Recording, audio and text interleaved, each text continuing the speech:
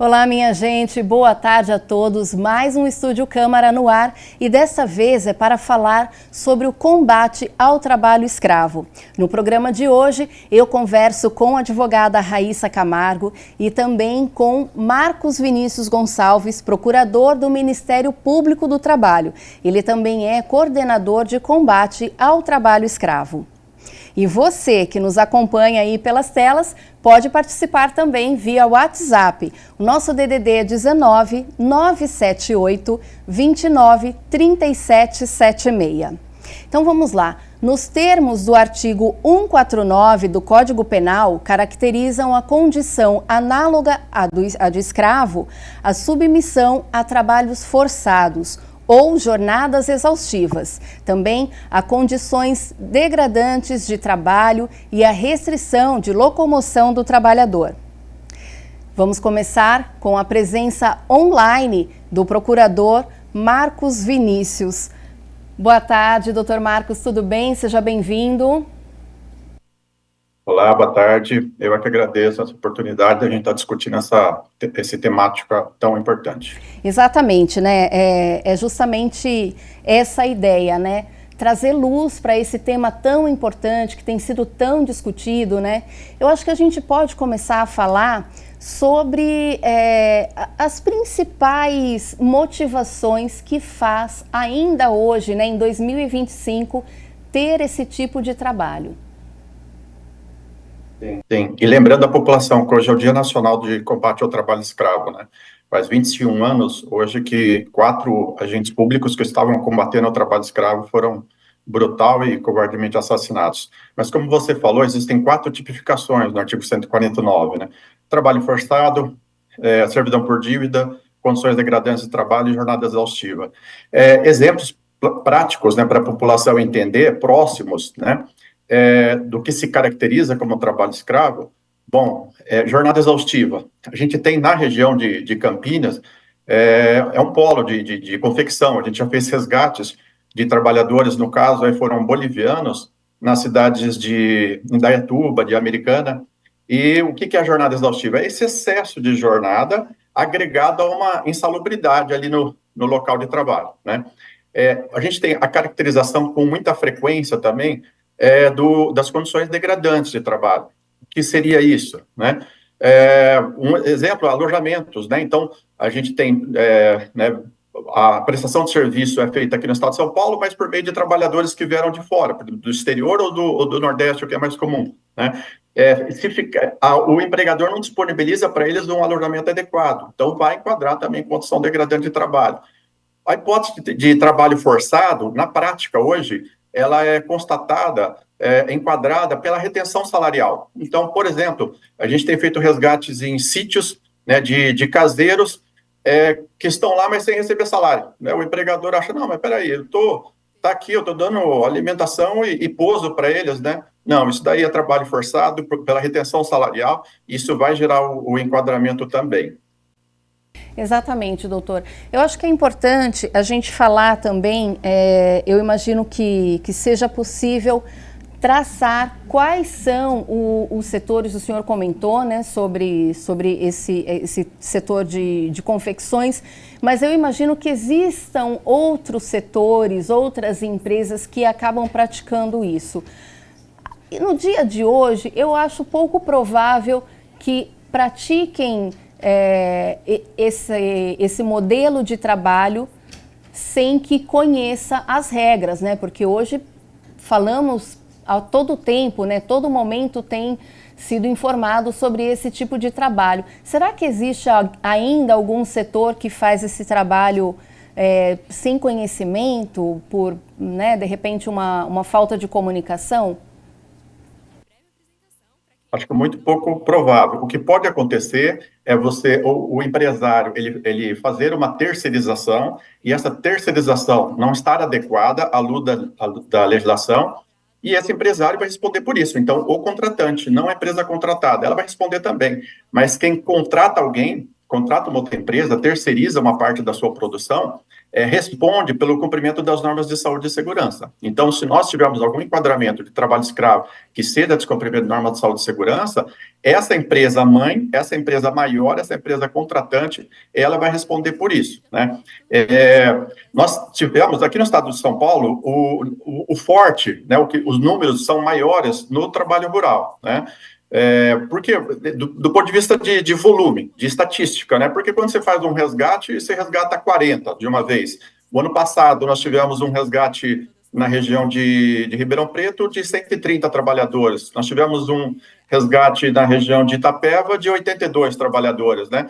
Na área rural, então, os números impressionam mais, né? Mas na área urbana também não fica atrás. Eu dei o exemplo da confecção. Outro ramo que a gente resgata muito trabalhador é na construção civil, e de alguns anos para cá, graças a essa discussão, a esse conhecimento da população a respeito do que é o trabalho escravo contemporâneo, nós temos promovido vários resgates também de trabalhadoras domésticas, né? E os números podem não ser impressionantes, né? Mas a situação dessas trabalhadoras, via de regra, é muito pior do que, né, dos trabalhadores da área rural, né? Então, hoje, o trabalho escravo, infelizmente, está em todo segmento, todo estado da federação, em toda atividade econômica. Para se ter uma ideia, em 2024, ano passado, os números que foram fechados agora, né, nós tivemos 467 trabalhadores resgatados, no estado que se diz aquele mais avançado, mais industrializado da nação. Quase 500 trabalhadores em situação de trabalho análogo que nós resgatamos. Quantos estiveram e nós não conseguimos chegar a eles, né? Por quê? Porque é difícil, o trabalho escravo acontece num ambiente ermo, num ambiente fechado, no interior de uma residência, no interior de uma fazenda, né? Então, por isso que a gente sempre reforça a importância da população nos ajudar. Existem formas de você efetuar a denúncia hoje por telefone, por e-mail, de forma anônima. A gente precisa da população para isso. Doutor, eu acho que é importante a gente esclarecer também, porque são dois termos, né? Trabalho análogo à escravidão e tem o termo também trabalho escravo. São duas condições diferentes e as duas ocorrem aqui no Brasil. As duas são igualmente consideradas crime? É a mesma coisa. Na realidade, o trabalho escravo é aquele que deveria ter sido abolido lá atrás, né? Só que, por que é trabalho escravo? Melhor, por que colocaram agora como trabalho análogo a de escravo? Por quê? Porque hoje não se permite o trabalho escravo. Naquela época se permitia. O ser humano podia ser coisa ali do outro, né? Hoje em dia não se permite. Então, colocaram ali essa palavrinha análogo, mas a gente está falando da mesma coisa, né? Então, no fim, é escravidão contemporânea, é o crime do trabalho escravo que está previsto no artigo 149. A única diferença, para quem quer ser técnico, é só essa. Hoje é trabalho análogo, para deixar claro que, evidentemente, isso não é permitido, não é tolerado pela nossa legislação, como era antes da abolição da escravatura. O senhor tem trabalhado também como coordenador, né, de um programa de combate a esse trabalho escravo. Conta pra gente o que o senhor tem feito, qual é a proposta desse programa? O trabalho escravo, o combate ao trabalho escravo no Brasil, ele é tido como um exemplo em nível internacional. Ele é muito bom. Todas as denúncias que nós recebemos, elas são apuradas. Isso é feito por meio de um grupo, né? Então, participa o Ministério Público do Trabalho, o Ministério do Trabalho e Emprego, né? A Inspeção do Trabalho coordena esse grupo, inclusive, a Defensoria Pública da União, o Policiamento Federal, que sempre nos acompanha. Enfim, é um grupo que recebe a denúncia, se desloca até o local, né? E lá faz a apuração. E esse grupo ele é preparado para tudo, né? Por isso que a gente vai com um rol de instituições que a gente vai atuar lá com a constatação do trabalho escravo em loco, a gente vai atuar lá para resgatar esse trabalhador, tirar ele dessa situação, ao menos de forma emergencial, né? Ali de degradância, de vulnerabilidade que ele se encontrava, e a gente vai trabalhar cada instituição no seu âmbito ali para responsabilizar esses autores, né? Então, por isso é feito por meio desse grupo. Essa já é a parte da repressão. Fora isso, a gente tem trabalhado também com políticas públicas, né? Porque é o que a gente mais precisa. Políticas públicas que possibilitem a inserção desses trabalhadores no mercado formal, o trabalho decente, né? Na região aí de Campinas, nós temos um trabalho, inclusive, que abarca, inclusive, a cidade de Campinas também, voltado para a população de imigrantes e refugiados, porque é uma população que é extremamente vulnerável e ela é, com muita frequência, ela é vítima da escravidão contemporânea, né? Então, nós temos um trabalho para conscientizar essa população, para eles entenderem os direitos trabalhistas deles, entenderem que não existe diferença alguma no nosso país entre um trabalhador estrangeiro, ainda que ele esteja ilegal com a sua situação migratória irregular, e um trabalhador nacional. E a gente ensina também a eles como eles vão procurar se socorrer desses direitos aí, caso estejam sendo violados, além de outras providências, né, junto aos municípios que participam desse projeto, para que a gente consiga políticas públicas para melhorar, né, prevenir o trabalho escravo contemporâneo. Mais um ponto que a gente pode ressaltar é que, assim, o Poder Judiciário tem feito o seu trabalho, né, para combater isso, mas a sociedade também pode participar, né, deve participar. Como é que a sociedade pode colaborar com esse combate ao trabalho escravo?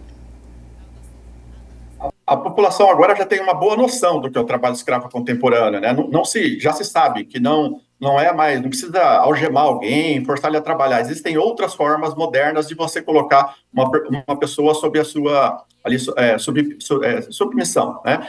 E de que forma a população, então, pode nos ajudar quando ela achar que está vendo algo parecido com o trabalho escravo, né? Se ela desconfiou de algo, faça uma denúncia. Essa denúncia pode ser feita pelo Disque 100, só discar 100 ali, é o número do Ministério dos Direitos Humanos, ou pelos sites, pela internet. O site do MPT, né, é o www.prt15.mpt.mp.br, né? Mas vai jogar ali na pesquisa ali da internet, vai achar fácil esse site, lá tem como você denunciar. O site do Ministério do Trabalho e Emprego também, do Sistema IP, vai achar fácil. Por meio desses instrumentos, você consegue fazer a denúncia, pode fazer a denúncia anônima, se você tiver com receio de alguma ameaça, de alguma perseguição, pode juntar documentos, fotografias, enfim, narra bem os fatos, né, da melhor forma possível, para que, então, nós receberemos essa denúncia, será instaurado um inquérito civil e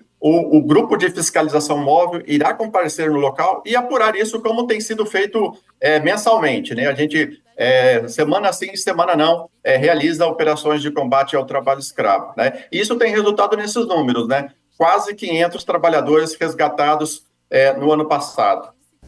Que bom, que bom. Isso é importante, né? Esse trabalho do poder, essas políticas públicas, né? Até para conscientizar cada vez mais a população. Doutora, eu estou aqui também com a doutora Raíssa Camargo. Doutora, muito obrigada por participar. Eu acredito que a senhora concorda, né, e com esses termos, com tudo isso que o nosso procurador falou, né? É uma situação de extrema importância que a gente precisa, de fato, combater, né? Sim, boa tarde. Primeiramente, eu que agradeço também a participação.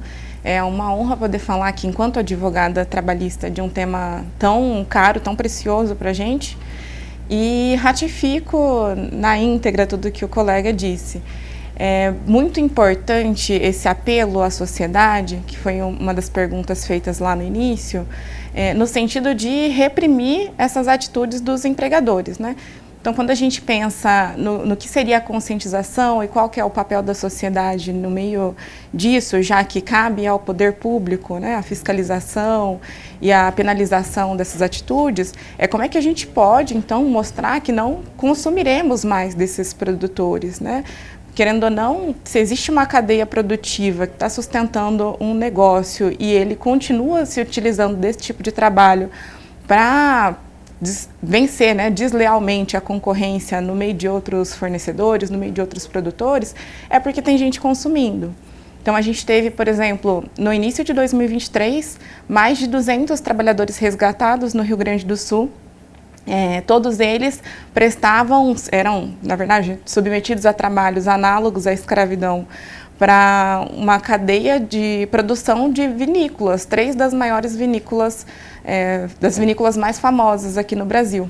E aí logo no final do ano, foi uma coisa que eu prestei muita atenção assim, no decorrer do ano, e a gente chegou no final de 2023 como se nada tivesse acontecido na época de Natal, com essas marcas sendo propagandeadas, né, como se todo mundo já tivesse esquecido o que significou a vida de 200 pessoas ali submetidas a um trabalho escravo para a produção de vinhos que a gente consome celebrando o Natal. E a forma como a gente reagiu ou não reage a isso, acho que diz muito sobre o que temos ainda que avançar a nível de conscientização, né? Nós já sabemos o que é trabalho análogo à escravidão, temos a plena consciência de que hoje isso não é mais admitido, deve ser penalizado, então acho que parte da sociedade ainda precisa comprar essa ideia junto com o poder público para reprimir esse tipo de prestação de serviços, né?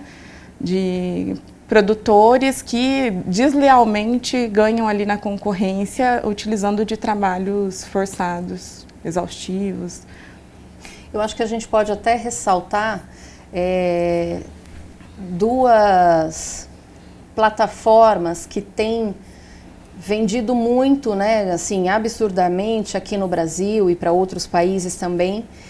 E já foi bastante comentado, né, que nesses países asiáticos isso tem acontecido com muita frequência, né, esse tipo de trabalho, envolvendo inclusive crianças, né. É obrigação da sociedade prestar atenção, apurar quem é essa empresa, quem são as pessoas que estão por trás desses portais antes de fazer compra, porque se a gente continua comprando e eles não são denunciados, eles continuam vendendo e as pessoas que trabalham ali de forma, né, escravizada vai continuar. Exatamente, né? Se isso não é reprimido, é uma carta branca para que continuem praticando. É obrigação, principalmente do poder público, fiscalizar, mas eu entendo que se a gente quer uma sociedade mais evoluída do que a que a gente tem hoje, é importante também tomar um posicionamento diferente, né, frente a esses acontecimentos. E aí, principalmente quando a gente está falando de crianças, não só crianças, mas outros grupos marginalizados, que são as pessoas mais aliciadas para esse tipo de trabalho, é nosso dever e obrigação proteger as crianças. Isso está no Estatuto da Criança e do Adolescente e é a obrigação da sociedade, de todas as pessoas, protegerem as nossas crianças. Então, prestar atenção nisso com muito mais seriedade do que a gente tem feito, acho que é imprescindível para avançar e poder unir forças com o Ministério Público do Trabalho, com o Poder Judiciário, com o Poder Executivo, para que a gente consiga erradicar o trabalho análogo à escravidão. Perfeito. Procurador, acho que é um momento também de ressaltar as vítimas, né? de orientá-las. Porque a gente sabe que muitas dessas pessoas que aceitam essas condições de trabalho ainda não tiveram outra oportunidade, né? Não encontraram uma outra forma de ganhar o seu dinheiro, de se sustentar. Qual é a mensagem para essas pessoas? Porque a gente entende, né? Poxa, precisa do trabalho, mas ao mesmo tempo está ali num trabalho que não é legal, né? Que é criminoso, que não está correto dentro da lei. O que a gente pode passar de orientação para essas vítimas? Uma situação difícil mesmo, porque ninguém se submete a isso, né, porque deseja, né? Ninguém quer dormir num galinheiro, como eu resgatei um trabalhador aqui no estado de São Paulo, né, por vontade própria, né? Essas pessoas, elas se submetem a isso porque não tem uma outra opção, né? Porque essa situação ainda pode ser melhor ainda do que a outra que ela teria, né? O que é importante é elas conhecerem, saberem que têm os seus direitos, denunciarem se estiverem sendo vítimas de algum abuso, porque eles vão ser fiscalizados, esses empregadores vão ser responsabilizados, né? A gente continuar insistindo não só no combate ao trabalho escravo, que infelizmente a gente está aqui enxugando gelo, porque todo ano a gente resgata 2, 3 mil do Brasil todo. A gente está desde 1995, quando a gente começou a parametrizar, né, com a atuação do Grupo Especial, a gente já está em mais de 65 mil trabalhadores, né? A gente tem que investir muito, focar muito, né, nas políticas públicas, né? Então, a gente buscar a inserção desses trabalhadores, né, no mercado formal, trabalho decente, tentar retirá-los aí de uma situação de vulnerabilidade. Foi lembrado muito bem o trabalho de crianças e de adolescentes, que é muito frequente, é raro, quando a gente faz algum resgate, não ter criança também no meio, né, para a gente tentar dar um horizonte para essa pessoa, porque senão, mesmo às vezes até com, a gente pega, às vezes não é nem trabalho escravo, você tem um menino ali novinho, mas eu já sei que mais adiante ele vai virar, mais adiante vai ir para o trabalho escravo, porque está fora da escola, né, já está difícil para quem tem diploma, para quem não tem, imagina, né, então é muito difícil, mas a gente tem que continuar insistindo. Os órgãos, as instituições públicas, né, buscarem não só a repressão, mas políticas públicas, né, efetivas, né, para a gente capacitar esses trabalhadores para uma atividade realmente gratificante, que pague de forma devida, né, e contar com a população. Foi lembrado muito bem também, a população aqui pode buscar aí o consumo consciente, né, então, analisar a cadeia produtiva ali daquele vestuário que você está comprando, descobriu ali que ele tem alguma empresa ali envolvida no meio dessa cadeia produtiva, desse fornecedor, né, vamos aí fazer nosso sinal de protesto, vamos evitar essa marca, né, tem que ser feito algo, né, o MPT, das nossas atuações agora, nesse ano de 2025, começou já no ano passado, a responsabilização das cadeias produtivas, porque vocês ficarão surpresos em ver que grandes empresas, né, em algum momento ali vai ter o trabalho escravo. Então, às vezes a gente pensa numa companhia aérea, né, vai falar assim, peraí, mas companhia aérea tem trabalho escravo? Tem, porque às vezes o combustível que ela comprou é fruto de trabalho escravo. A gente resgatou pessoas na usina que ela compra o combustível dela, e ela se beneficiou com isso porque ela comprou por um preço mais barato, né? Porque o trabalho escravo gera lucro, né? Ele existe por causa disso, ele gera muito lucro, né? Então a gente precisa contar com a população, né, para continuar nos apoiar, fazendo as denúncias, o consumo consciente, né? E para tentar erradicar o trabalho escravo, que é uma promessa do Brasil para a ONU até 2030, mas que está longe de ser cumprida. Muito obrigada pela sua participação, doutor. Eu sei que o senhor está num momento delicado aí de saúde, desejo melhoras para o senhor e, ao mesmo tempo, agradeço, né, por ter se disponibilizado a conversar com a gente aqui, trazer informações sobre esse tema tão importante para nós, para a sociedade, né, trazer essa consciência que a gente precisa ter e precisa retomar todo dia. Eu que agradeço, muito obrigado, foi uma honra e é muito importante que a gente continue provocando, conversando com a sociedade para entender o que é o trabalho escravo e incitar a sociedade a fazer as denúncias que nós precisamos tanto. Muito obrigado. Obrigada. Bom, essa foi a participação, né, do nosso procurador, Dr. Marcos Vinícius. E, assim, é importante a gente ressaltar, né, esse combate é de todos, não só de quem trabalha, né, não só das vítimas, mas também de quem está ali ao redor, né, de repente a gente, porque é uma situação delicada, né, às vezes está ali do nosso lado, né, na casa ao lado, no bairro, e a gente não sabe, como o doutor citou agora, né, 2 cidades bastante próximas aqui de Campinas. Então, é isso que nós precisamos prestar atenção, né, nesses casos que são clandestinos, né, a maioria, e observar, né? Exatamente. Um ponto que ele tocou ali muito importante a respeito das estatísticas, né? Então, a gente tem uma estatística, um número expressivo de homens jovens que são um perfil no estado de São Paulo, 90% das vítimas do trabalho escravo. Só que ele citou ali também que a gente tem muita dificuldade de parametrizar a situação das empregadas domésticas que são submetidas a esse tipo de trabalho. E aí, por que é uma situação mais delicada, né? Não só porque é difícil acessar aquela pessoa que está no interior de uma residência, mas porque, como a gente pode perceber em casos que se destacaram no ano de 2021, 2022, sobre trabalhadoras que foram resgatadas, que passaram 40 anos dentro de uma residência, que chegaram ali com 8 anos de idade, participaram, né, de uma promessa de adoção, de uma mãe que não tinha condições de criar, entregou para uma família que se dizia de boa fé, e a família tratou a criança como uma escrava e virou uma adulta que não tem consciência do que é a vida fora daquela residência, que não teve acesso à escola, que não tem relação com outras pessoas fora da residência.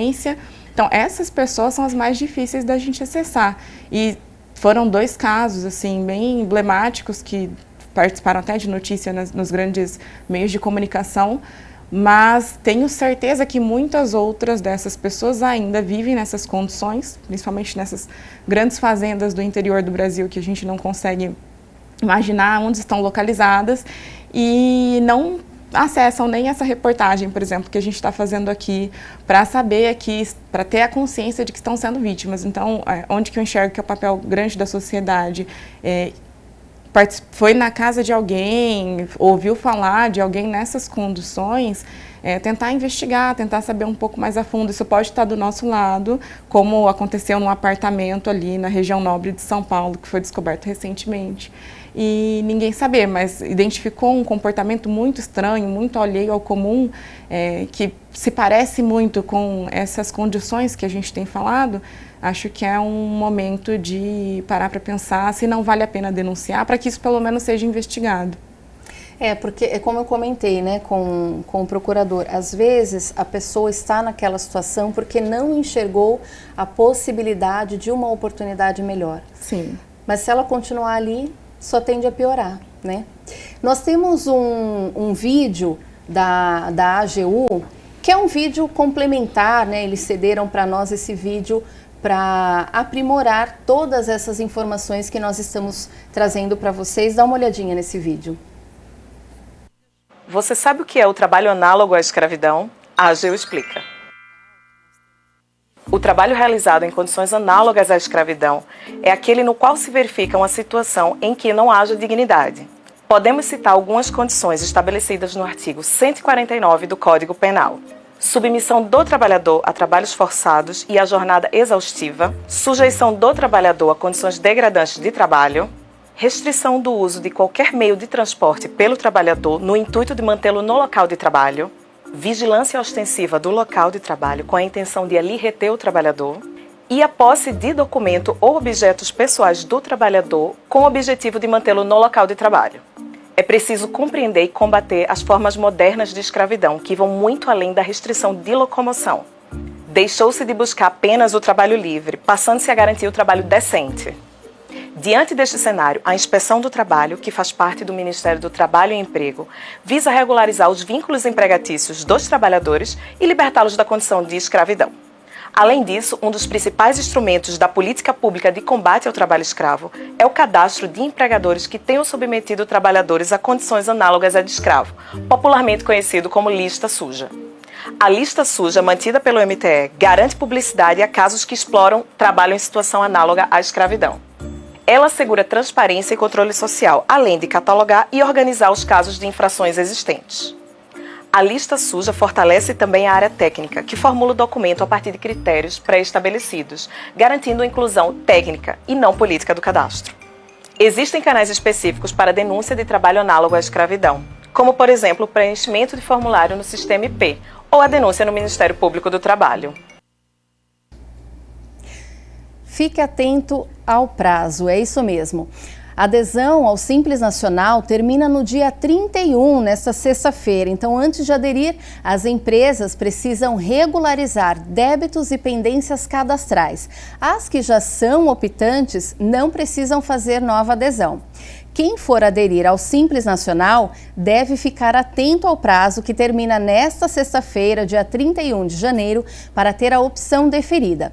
As empresas interessadas devem regularizar todas as pendências existentes, como débitos e irregularidades cadastrais, com o governo federal, estadual e também com o município. Campinas conta com 275 mil empresas estabelecidas no município, das quais aproximadamente 92 mil apresentam situações que impedem o ingresso no Simples Nacional. O prazo regulamentar é válido para empresas que já estão em atividade e ainda não são optantes do Simples Nacional. Após a confirmação da adesão, a opção tem efeito retroativo ao dia 1º de janeiro de 2025. Mais informações sobre o Simples Nacional estão disponíveis no site da Receita Federal, receita.fazenda.gov.br/Simples Nacional, e também no portal da Secretaria de Finanças de Campinas, campinas.sp.gov.br/secretaria/finanças. Olha, nós vamos para um breve intervalo, tomar uma aguinha e a gente já volta para falar essas informações importantes em relação ao combate ao trabalho escravo. Até já!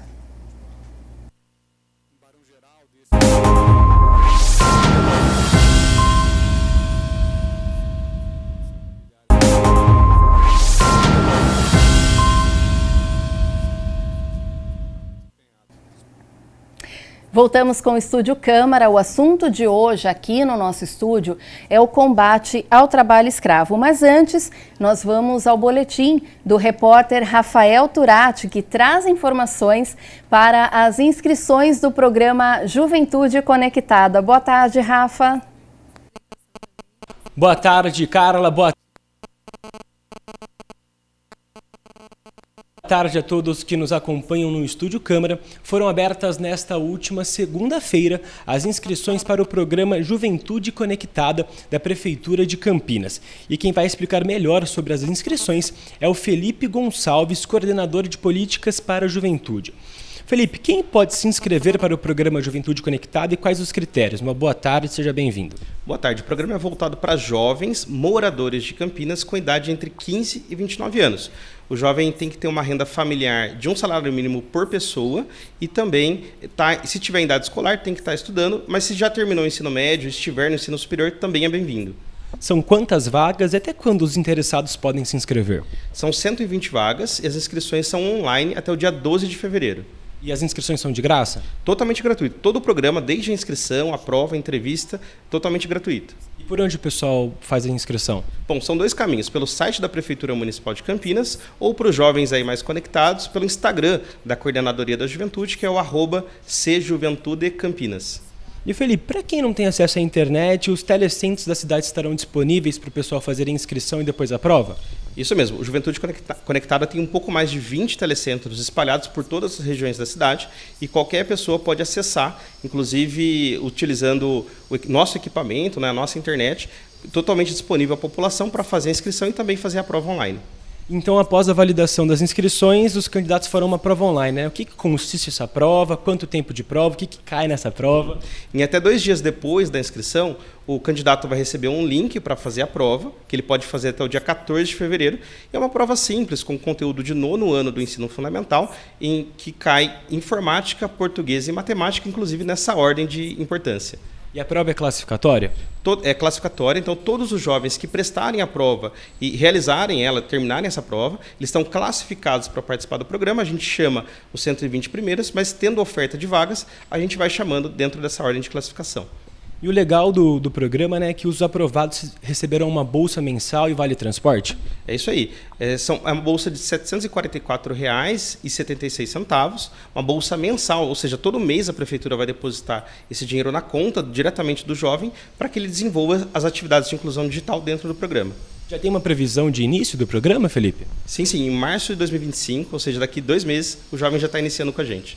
E qual que é a importância desse programa, né? É uma grande oportunidade para esses jovens? Sim, o programa ele gera oportunidades e transformação na vida desses jovens. Primeiro que a renda faz a diferença na vida da pessoa e segundo que o processo de formação que a gente oferece aqui possibilita que o jovem que sai do programa saia encaminhado para o mercado de trabalho ou para um ensino superior, consegue de fato ter uma trajetória, um plano de carreira ou de vida. Então, só para relembrar aqui, pessoal, as inscrições vai até que dia, são quantas vagas e por onde o pessoal se inscrever? Bom, as inscrições são online pelo site da Prefeitura de Campinas ou pelo Instagram da Coordenadoria da Juventude até o dia 12 de fevereiro. Todo o processo é online e totalmente gratuito. Felipe, muito obrigado por todas essas informações e uma boa tarde. Eu que agradeço, ótima tarde. Carla, então, como o Felipe falou, uma grande oportunidade para esses jovens de 15 a 29 anos daqui da cidade de Campinas. Volto com você no estúdio. Maravilha, Rafael Turati, muito obrigada pelas informações. E para você que se interessa por artes, o Centro de Cultura e Arte, o CCA da PUC Campinas, está com as inscrições abertas para a participação ao longo do ano de 2025 do Núcleo Artístico Experimental, é o NAI, né?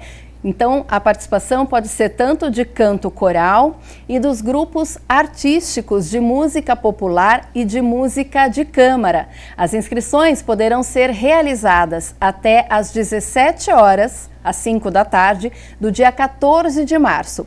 Para o Núcleo Artístico Experimental de Dança, as inscrições terão início no próximo dia 3 de fevereiro e seguirão até às 5 da tarde do dia 24 do mesmo mês. As inscrições para o Núcleo Artístico Experimental de Teatro, por sua vez, serão divulgadas em breve. Para todas as linguagens artísticas, será possível se inscrever pelo site puc-traço-campinas.edu.br/CCA. E aí você preenche um formulário eletrônico específico para cada uma dessas que você se interessar, ok? Eu volto aqui com a doutora Raíssa Camargo para falar, a gente precisa reforçar alguns pontos, né? Inclusive, pensando no artigo 149, a gente precisa falar também sobre questão de locomoção, né? Porque há empregos que restringem essa locomoção do funcionário, do trabalhador. Como é que fica essa situação? Então, quando o artigo 149 do Código Penal traz para a gente a restrição de locomoção, ele traz isso no sentido de aquele empregador que restringe a locomoção do seu empregado em razão de dívida contraída. Porque qual que é uma das maiores especificidades do trabalho escravo? O empregado, ele, na maioria das vezes, 99% das vezes, reside naquele local, ou através de alojamento, ou dentro de uma fazenda, de uma residência, e ele acaba consumindo, para a sua própria sobrevivência, itens de consumo naquele local, com valores superfaturados. Então, ele se endivida com o empregador e não consegue nunca pagar essa dívida, né? Isso vira uma bola de neve. E à medida que essa bola de neve cresce, ele é proibido, boa parte das vezes, proibido por meio de guardas que ficam ali ao redor da fazenda ou outros funcionários que proíbem ele sair até pagar sua dívida. Porém, a gente tem um entendimento recente proferido pela ministra Rosa Weber, muito interessante, onde ela diz que o fato de não ter um cerceamento de locomoção físico, né? Um guarda que proíba aquela pessoa de sair do local, o fato de não existir essa figura não necessariamente descaracteriza a restrição de locomoção. Por quê? Porque ela entende que no contexto atual, né, de trabalho escravo contemporâneo, o simples fato de restringir a liberdade econômica, financeira daquele empregado já faz com que ele não tenha mesmo para onde ir, né? Se a pessoa está muito distante ali da sua família, não sabe nem onde está localizada, na maioria das vezes ela não tem mesmo para onde ir. E a chance de ela sofrer outros tipos de violência saindo daquele lugar e indo para a rua é enorme. Então, isso por si só já caracteriza a restrição de locomoção. A gente não precisa se apegar àquela imagem do guarda, né, do capanga que fica ali proibindo uma pessoa de sair do local de trabalho. Não é isso que vai tirar a caracterização do tipo penal previsto lá no artigo 149. Tá, doutora, é importante entender também o que pode motivar as empresas a continuar praticando. O brasileiro reclama muito da questão de impostos, né? Será que a quantidade de impostos é um motivo para que o empregador haja dessa forma diante do trabalhador e forneça esse tipo de trabalho, de condição? Não, em hipótese alguma. O que faz o empregador ele se utilizar do trabalho escravo como mão de obra da sua cadeia produtiva é a vontade de obter mais lucros e numa concorrência desleal com os outros prestadores de serviço, né, com outras empresas que fornecem o mesmo tipo de serviço, que vendem o mesmo tipo de produto. É ganhar na corrida de uma forma muito desleal e, ao contrário, né, o que a gente tem que fazer para conseguir evoluir, isso tanto do ponto de vista do empregado como empregador, até porque a nossa Constituição, ela defende que o mercado, né, o livre mercado, ele vai se dar por meio do trabalho digno. Isso é um preceito da nossa Constituição básico. O que a gente tem que fazer é cada vez mais prezar por condições de trabalho mais dignas, né? Agora, se fugir disso, né, como taxação de impostos, fugir de pagar todos os encargos previdenciários que um trabalhador faz jus para ter uma concorrência desleal, para ganhar e obter lucros maiores em cima da vida e da dignidade de outra pessoa, isso de forma alguma pode ser sequer cogitado pela gente, né, já que a gente está no século XXI, no ano de 2025, com muita informação sobre o que é trabalho digno, e é o contrário, a gente tem que lutar cada vez mais por condições de trabalhos mais dignas para todos os trabalhadores, para que essa situação de extrema pobreza não faça com que pessoas vulneráveis sejam aliciadas, né? É o que a gente tinha mencionado agora há pouco, né? Se já é difícil para quem tem uma formação, se sentir valorizado no trabalho, para quem não teve oportunidade nenhuma até aqui, é muito mais difícil. A gente deve prezar pela integridade física e emocional de todos os seres humanos, né? Não há lucro ou taxação de impostos que mude isso. A gente teve um caso aqui no Brasil que ficou bastante conhecido. O nome era uma boliviana, ela gostava de ser chamada por Nina, e ela veio com a promessa de um sonho. Ela era mãe solo na Bolívia, queria melhores oportunidades e veio para o Brasil acreditando nesse sonho e em uma boa oportunidade que tinham oferecido para ela, e não era bem assim, né? Quando ela chegou, ela viu que não era. É importante deixar uma orientação jurídica, inclusive, né, para essas pessoas. Claro que muitas vezes, como o procurador falou, às vezes eles não têm, né, a partir do momento que estão inseridos no trabalho escravo, acaba não tendo informações externas, né, mas o que é importante ressaltar para essas pessoas, porque eu imagino que antes de assinar um contrato é muito importante checar, né, apurar, avaliar quem é aquele empregador, aquela empresa, porque a situação tem exigido isso, né? É importante a gente falar disso, porque contrato, por exemplo, é uma coisa que a gente negocia no dia a dia, né? E aí a gente para pensar nas outras pessoas que não estão em situação de vulnerabilidade e que têm o poder de assinar um contrato, mas no dia a dia a gente negocia o tempo todo sem formalizar. A formalidade, seja na compra de um veículo, seja numa contratação de um profissional para prestação de serviços, ela já há muito tempo não é uma prática cotidiana aqui no Brasil. Então, acho que a gente tem que ter um pouco de cuidado na hora de pensar na figura do trabalhador vulnerável, que está numa linha de extrema pobreza, muitas vezes passando fome, e que a assinatura de um contrato ou a investigação do empregador não vai ser a mesma coisa para ele que seria de um empregado, que ele tem outras opções, que ele tem acesso a muitas informações. E aí, quando a gente fala de imigrantes, a situação é ainda mais delicada, né? São pessoas que não chegam aqui, não sabem em quem confiar, às vezes já foram trapaceadas muitas vezes, e aquele que mais se parece travestido de uma pessoa faz tudo conforme a lei, de um bom empregador, de uma empresa confiável, é quem pode submetê-la a essa situação. Então, é delicado isso, mas de toda forma, a partir do momento que a pessoa se encontra nessa situação, ou recebeu a informação de alguém que está nessa situação, ou esteve nessa situação e conseguiu sair, é importante, em primeiro lugar, denunciar, procurar o Ministério Público e não deixar de procurar o ressarcimento dos seus direitos de forma individual, porque o Ministério Público ele vai condenar a empresa, vai mover uma ação civil pública contra a empresa, ou vai firmar um termo de ajuste de conduta com aquela empresa que pode gerar um dano moral coletivo, né?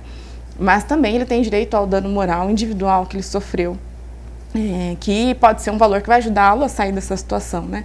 Então é importante ter essa clareza do cenário maior de que denunciar e levar isso às últimas instâncias na maioria das vezes, a última alternativa, né? Não se deixar guiar pelo medo, mas sempre tentando prezar pela integridade física, obviamente, né? Fazer isso quando já tiver sem risco de vida, que a gente sabe que essas pessoas sofrem ameaças o tempo todo, e isso pode ser, inclusive, um dos motivos delas, ainda quando conseguem identificar que essa situação era uma emboscada, às vezes não querer se meter mais, mas não, identificou que aquilo é uma emboscada, não deixar que outras pessoas vulneráveis também sejam aliciadas por aquele empregador. Quando a gente fala, né, essa questão do medo prevalece muito, né, porque, como a doutora disse, realmente há muitos casos em que eles são ameaçados, né, diariamente. E aí fica essa situação, né? Poxa, será que eu devo denunciar ou não? Bem ou mal, eu consigo me alimentar, eu consigo alimentar meu filho, mas é importante que seja feito, né? Um outro ponto também que gera dúvida, é o seguinte: mas esse empregador, essa empresa, eles serão punidos? Né? Quais são as práticas da justiça perante esses casos? Olha, as medidas jurídicas, elas são efetivas quando são aplicadas, mas elas também têm as suas limitações. Então, como eu disse, o Ministério Público do Trabalho, ele pode mover uma ação civil pública para que aquele empregador ele responda no nível coletivo do dano que ele causou, né? Então, ele pode ser responsabilizado criminalmente, com uma pena de reclusão de 2 a 8 anos, como a gente viu naquele vídeo exemplificativo. E ele também pode sofrer a responsabilização através dos danos morais e, eventualmente, materiais que ele tenha causado àquele grupo de trabalhadores, à sociedade, e sem prejuízo do dano moral individual para cada empregado. Porém, o que o poder público ele não consegue fazer, o que o poder judiciário não consegue fazer, ele não consegue mudar a mentalidade desse empregador, né? Ele não consegue coibir essas ideias, por muitas vezes supremacistas, que fazem com que a pessoa se enxergue num nível de superioridade a ponto de ela ter o direito de explorar a vida e a dignidade de outra pessoa. Isso o Poder Judiciário não consegue acessar, mas o que o Poder Judiciário consegue fazer é tomar decisões que sirvam de exemplo para outros empregadores não façam a mesma coisa, né? Então a gente consegue, por meio de decisões mais rígidas, proibir esse tipo de comportamento. Da mesma forma que eu perguntei para o procurador, eu vou perguntar novamente, porque assim, esse combate, essa luta é de todos, né? Sim. Não só das vítimas, né? Então a sociedade pode participar também, né? De que forma que a sociedade pode participar? De repente, se descobriu algo parecido, acho que ainda que não tenha certeza, mas fiscalizar e fazer a denúncia para que os órgãos responsáveis chequem e façam o que precisa ser feito, né? Até para poder diminuir esses casos. Exatamente. Eu acho que todos nós temos a oportunidade de, nos grupos onde estamos inseridos, seja dentro das instituições, das igrejas, dos nossos pequenos núcleos de convívio, de fomentar algumas discussões. A gente sempre pode comprar alguma luta, e isso não necessariamente precisa vir do poder público. A gente pode tomar esse incentivo, né, através de trabalho voluntário ou apenas do fomento da discussão. Escolas, instituições. Então, em primeiro lugar, é muito importante popularizar esse tipo de debate, né? Fazer com que ele seja acessível, fazer com que uma criança de 14 anos, de 12 anos, de 10 anos já entenda que aquilo é proibido, que aquilo é perigoso, que pessoas que se comportam com esse comportamento do empregador, assediador, aliciador, que isso é perigoso, o tempo todo fomentar esse tipo de discussão, popularizar o acesso aos canais de denúncia, como o doutor já disse ali, o Disque 100, o site do Ministério Público do Trabalho e qualquer instituição pública. Se você chegar numa repartição pública e souber, puder levar esse dado, alguma coisa que tem indício mínimo, né, dados de endereço ou a característica de uma pessoa que você viu de repente portando ali, carregando consigo objetos estranhos que não seriam comuns dentro de um veículo que carrega empregados, por exemplo. Eu acho que tudo isso é importante que a gente já sinalize e procure saber se dá para fazer uma denúncia com aqueles indícios, né? Fomentar a discussão e a última coisa, acredito que seja o consumo consciente, né? O que a gente está vestindo, o que a gente está consumindo, com o que a gente está se alimentando.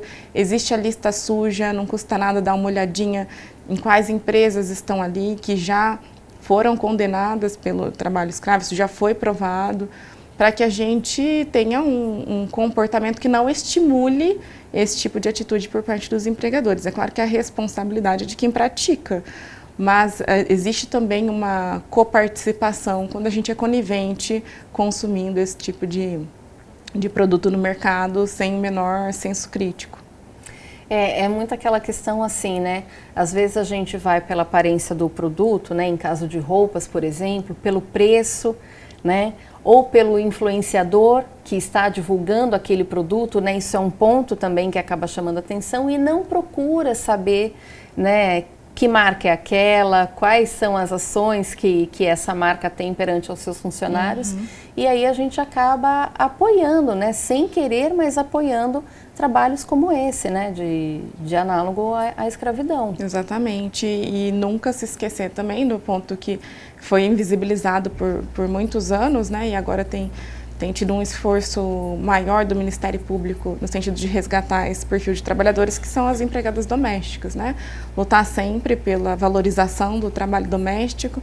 Isso é um tema que tem levantado bastante debate também sobre gênero no Brasil, que é o trabalho invisível do mercado, da mulher que trabalha por afeto, a pessoa que é quase da família, está ali dentro daquela família há 20, 30 anos, nunca teve uma carteira assinada, nunca teve direitos mínimos básicos de trabalho e mora ali num quartinho de fundo há muitos anos, não tem família, não tem ninguém, e muitas famílias podem achar, né, que isso é normal, cresceu assim, viu a família se comportando assim, mas eu acredito que hoje a gente já esteja num nível de conscientização básico que qualquer pessoa que identificar que tem alguém da sua própria família que pratica esse tipo de atitude, que ela pode ser responsabilizada, que ela tem que ajudar a pessoa que se encontra naquela posição, né? E não apenas fechar os olhos e fingir que aquilo não acontece dentro da família, porque eu tenho certeza que existem muitas pessoas que já viram situações como essa e identificaram que isso era normal ou não queriam comprar uma briga com a família, mas é um assunto muito importante de ser discutido hoje. Porque assim, a gente sabe que antigamente isso era até mais, não sei se mais comum, né? Mas as pessoas olhavam para isso como se fosse comum. Sim. Mas hoje já foi decretado que não é. Exatamente. Né? Que é ilegal. Então, acho que às vezes a gente precisa tocar nessa ferida, né? Exatamente. E esclarecer, né? Que é um trabalho ilegal. E você lembrou muito bem, doutora, essa questão aí das empregadas domésticas, né? Porque em muitos casos, como falamos aqui durante o programa, elas ficam o tempo inteiro dentro da casa do patrão. Então, fica até difícil orientar essas mulheres, muitas vezes já senhoras, né? Porque estão Sim. ali há muitos anos trabalhando para aquela família e sem a menor condição legal que um profissional deve ter, né? Exatamente. E às vezes isso vai se transmutando de uma linguagem de afeto, né? Ela trabalha por amor, ela cuida da gente por amor, ela passou a vida inteira, entregou todos os anos da sua vida a essa família por amor. E esse afeto, na verdade, ele só está camuflando uma crueldade, que é a exploração de outra pessoa, sem qualquer tipo de contrapartida financeira, ou às vezes a contrapartida financeira é o mínimo para aquela pessoa somente sobreviver e continuar vivendo ali, né? Ela vira aquela bola de neve, de uma forma um pouco mais sutil, talvez, né? Mas assim, se ela não consegue sair dali porque ela está sempre devendo o aluguel do quartinho do fundo, por exemplo, isso já é um grande indício de que a gente está dentro das linhas ali do artigo 149. Pensando, né, nesses casos, né, de empregadas domésticas, por exemplo, aquela mulher aquela pessoa que trabalha para uma família, mas ela tem lá o quarto dela, ela come da mesma comida que a família come, só que aí precisa comer na cozinha, por exemplo. essa pessoa, ainda que ela tenha ali um certo respaldo da família, se ela não for registrada, se ela for impedida, por exemplo, de fazer uso de férias, né, de descanso a partir de determinado horário de trabalho, já é considerado um trabalho análogo à escravidão? Como é que a gente pode diferenciar isso?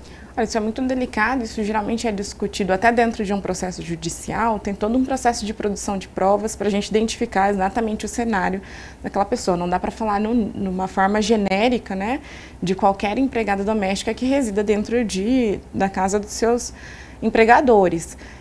Agora, o que a gente pode retirar, e está muito óbvio dentro do artigo 149, são jornadas exaustivas de trabalho. O fato daquela pessoa, da empregada residir dentro da mesma residência que seus empregadores não faz com que ela tenha que trabalhar o tempo todo ou estar à disposição o tempo todo, né? Às vezes ela não vai estar fazendo faxina o tempo todo, mas tem que estar à disposição o tempo todo. Se nem a gente que trabalha fora de uma residência, nos empregos, nos outros mais variados empregos, a gente não fica à disposição do empregador o tempo inteiro, né? Então, à disposição nos finais de semana, sem direito às férias, sem direito à folga, sem direito ao seu convívio social com outras pessoas e, por vezes, tendo até o meio de locomoção ali bem restrito, dependendo das condições que se encontra essa relação de emprego e, principalmente, sem carteira assinada, sem o pagamento do salário de acordo com o piso salarial da categoria, é um indício bem forte, né? E aí é importante que, se a pessoa tiver nessa situação, ela tiver consciência disso, que ela procure os seus direitos imediatamente, porque no mínimo ela vai conseguir discutir ali outros direitos que estão sendo renegados dentro daquela relação de emprego, mas também, se não tiver uma carteira assinada, estiver à disposição o tempo todo do empregador ali dentro da residência, da família, e ainda mais se foi, né, situação muito comum, uma pessoa que veio já, era filha da empregada e cresceu ali, foi adotada e cresceu ali, isso é um indício bem comum que pode ser investigado com mais afinco. Inclusive tem casos que aí a pessoa, né, no caso da filha da empregada, que aí permaneceu na casa, então ela fala assim, poxa, mas quando eles vão viajar, eles me levam junto. Então eles estão me pagando de certa forma, eles me pagam com a viagem, eu vou, eu ajudo, eu cuido das crianças, né? Então assim, ela vai viajar, mas ela vai como empregada. Exatamente. Ela vai para trabalhar. Seja para uma praia aqui no litoral paulista, seja para fora do país, ela está ali como uma empregada. Então, isso também deve ser regulamentado, né? Porque ela tem direito de ter férias, sim, e não necessariamente na companhia do patrão. Não necessariamente prestando serviços ali o tempo todo, né? Tendo que, geralmente, é um trabalho ainda de férias, né? Pode ser até mais exaustivo, que pode ter que observar uma criança na beira da praia. Isso é ainda, por vezes, mais desgastante do que uma rotina de trabalho comum ali durante a semana, né? A gente não sabe as condições de cada uma dessas viagens ou de cada uma dessas famílias, mas, por vezes, isso pode acontecer, sim. E é delicado, né? Porque às vezes são pessoas que não cresceram com as suas próprias famílias e a única visão que elas têm de troca de afeto é nesses moldes, né? Então é uma situação muito difícil de ser identificada pela própria pessoa que está vivenciando isso. É como o procurador disse, né? Muitas vezes, e a doutora também comentou, envolve ali um sentimento e sempre tem aquela promessa, né? Não, eu vou te adotar, sim, ou eu vou pagar sua faculdade, eu vou te ajudar de uma forma ou outra, e isso nunca acontece, né? Exatamente. Os relatos que a gente viu, por exemplo, acho que é Madalena, o nome de uma vítima que foi resgatada em 2021, que ficou 40 anos dentro da casa de uma família em Minas Gerais, era exatamente essa. Ela cresceu com essas promessas, né? Então, depois você vai para a faculdade, depois que meu filho se formar, você vai. E isso nunca mudou, essa situação nunca mudou.